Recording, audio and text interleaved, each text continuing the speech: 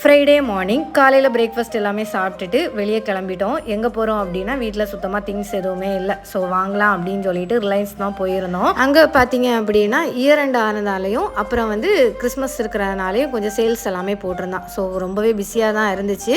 சரின்னு சொல்லிட்டு நாங்களும் பர்ச்சேஸ் பண்ண ஸ்டார்ட் பண்ணிட்டோம். இந்த வாட்டி என்னென்னா ரொம்பலாம் திங்ஸ் எடுக்கலை. நான் எல்லாம் தேவையான திங்ஸை மட்டும்தான் எடுத்துகிட்டு இருந்தேன்.